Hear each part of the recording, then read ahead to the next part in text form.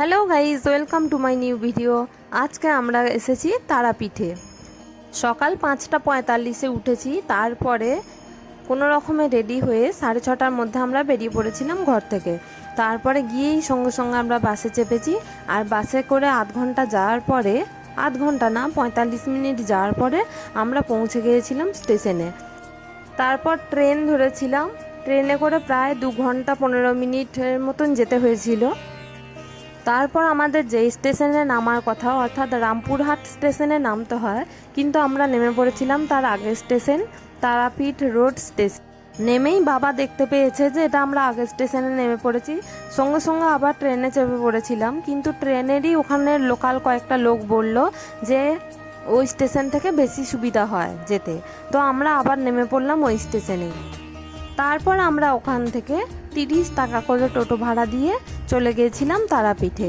যেহেতু আমরা 4 জন ছিলাম, ওরা বলল 5 জনের টাকা দিতে হবে, তো আমরা 5 জনের টাকা দিয়েই চলে গেলাম।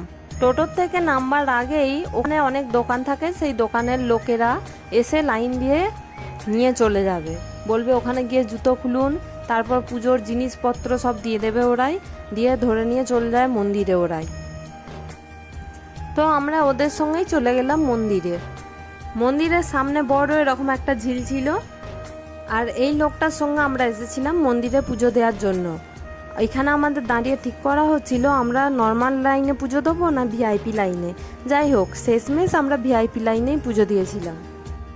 মন্দিরের সামনে এইখানে খাবার রান্না হচ্ছিল, ওখানে অনেক রকমের সুন্দর সুন্দর খাবার ছিল, কিন্তু আমাদের যেহেতু দেরি হয়ে গেছিল সেই জন্য আমরা টিকিট কাটতে পারিনি।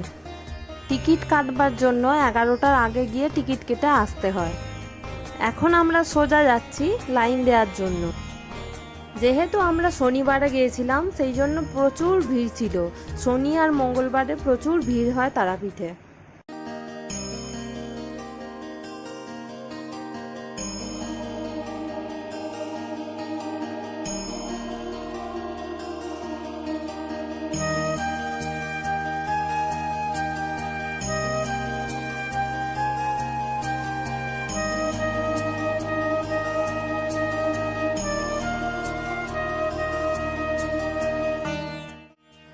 এইখানটা হচ্ছে মন্দিরের সামনের অংশ, যেটাকে বলা হয় নাট মন্দির।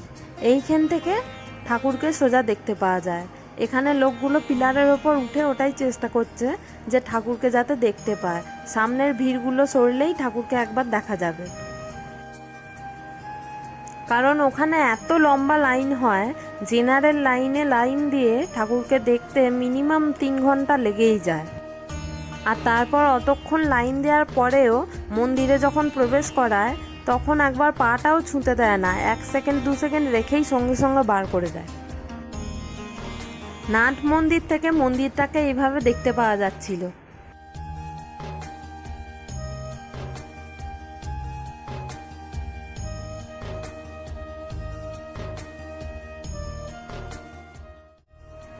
এরপর আমরা ওখানে খাবার খেয়েই চলে এসেছিলাম বাড়ি ফেরার উদ্দেশ্যে। এবারে আমরা চলে এসেছিলাম রামপুরহাট স্টেশনে। প্রথমে বাসে করে, তারপর ওখান থেকে অল্প রাস্তা 10 টাকা করে টোটো দিয়ে আমরা চলে এসেছিলাম